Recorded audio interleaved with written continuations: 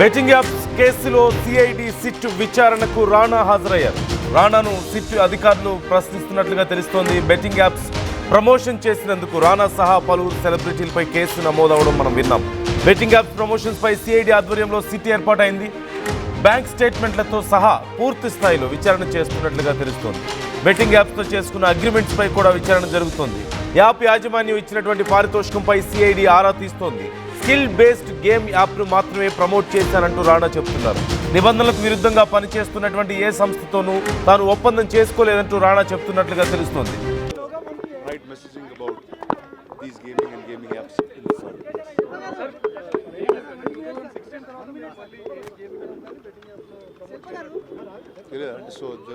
So the legality is coming later, but I'm here to do whatever they need to help spread the message across it.